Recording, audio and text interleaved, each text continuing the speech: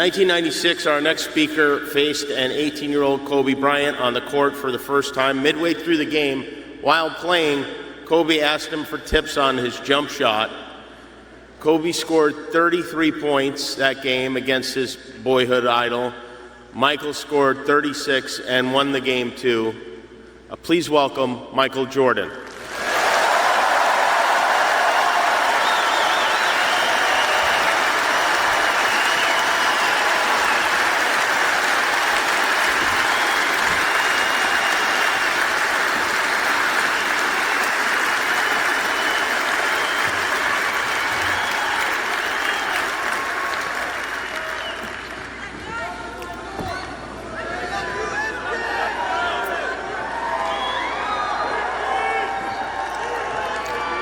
I would say good morning, but it's afternoon. I'm grateful to Vanessa and the Bryant family for the opportunity to speak today. I'm grateful to be here to honor Gigi and celebrate the gift that Kobe gave us all. What he accomplished as a basketball player, as a businessman, and a storyteller, and as a father. In the game of basketball, in life, as a parent, Kobe left nothing in the tank. He left it all on the floor.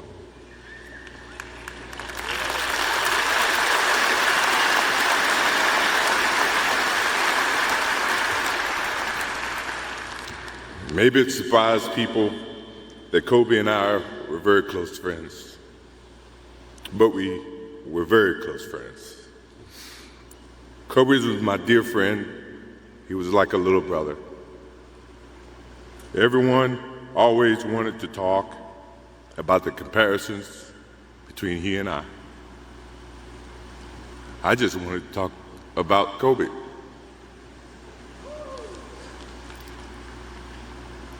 You know, all of us have brothers and sisters, little brothers, little sisters who, for whatever reason, always tend to get in your stuff, your closet, your shoes, everything. It was a nuisance, if I can say that word.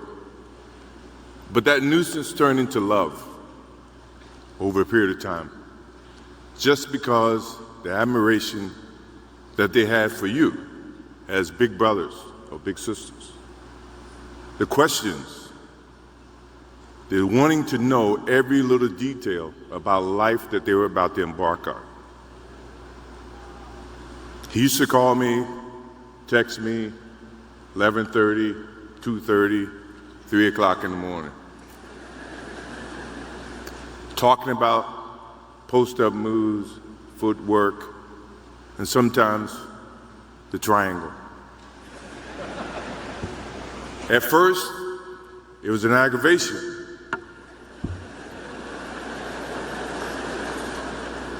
But then it turned into a certain passion. This kid had passion like you would never know. And it's an amazing thing about passion. If you love something, if you have a strong passion for something, you would go to the extreme to try to understand or try to get it. Either ice cream, Cokes, hamburgers, whatever you have a love for. If you have to walk, you would go get it. If you have to beg someone, you would go get it. What Kobe Bryant was to me was the inspiration that someone truly cared about the way I played the game or the way that he wanted to play the game. He wanted to be the best basketball player that he could be. And as I got to know him, I wanted to be the best big brother that I could be.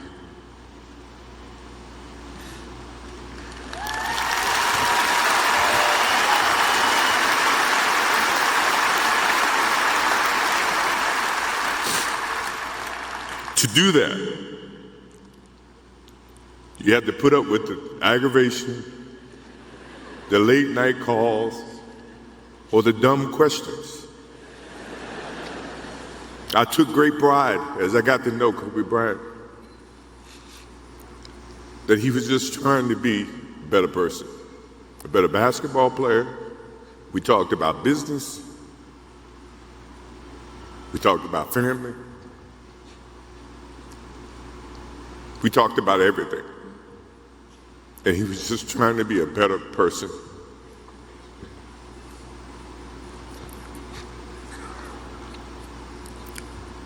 Now he's got me. I'll have to look at another crime meme for the next.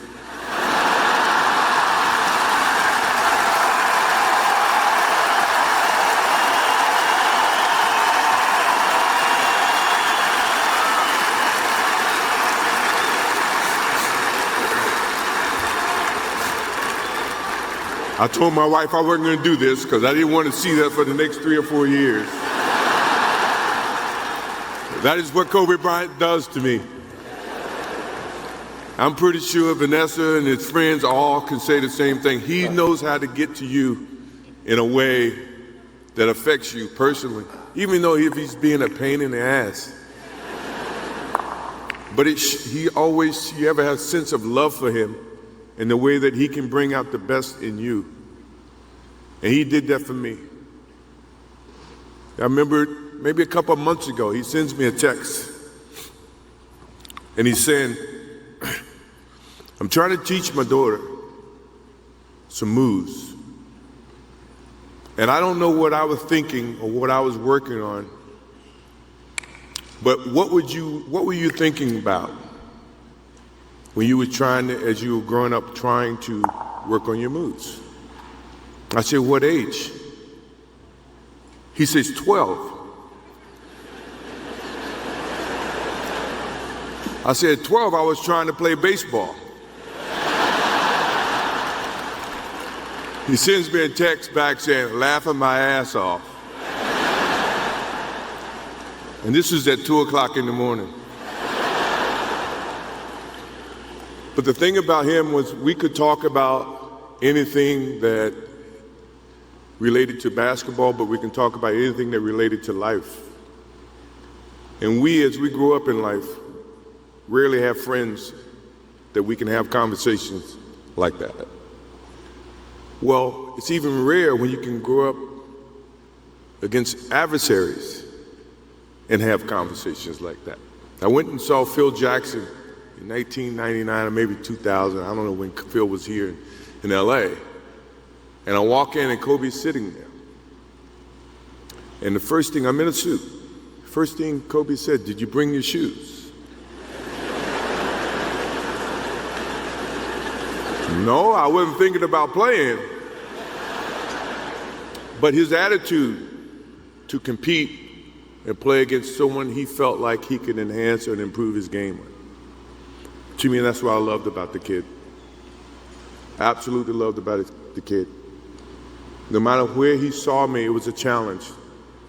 And I admired him because his passion, you rarely see someone who's looking and trying to improve each and every day, not just in sports, but as a parent, as a husband. I am inspired by what he's done and what he shared with Vanessa and what he's shared with his kids. I have a daughter who's 30 who became a grandparent. And I have 2 twins. I have twins at 6.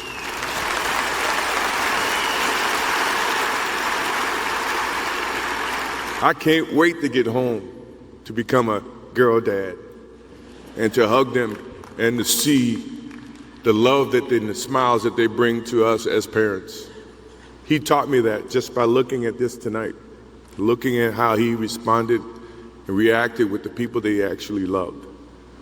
These are the things that we will continue to learn from Kobe Bryant. To Vanessa, Natalia, Bianca, Capri, my wife and I will keep you close in our hearts and our prayers. We will always be here for you, always. I also want to offer our condolences and support to all the families affected by this enormous tragedy. Kobe gave every last ounce of himself to whatever he was doing. After basketball, he showed a creative side to himself that I didn't think any of us knew he had. In retirement, he seemed so happy. He found new passions, and he continued to give back as a coach in his community.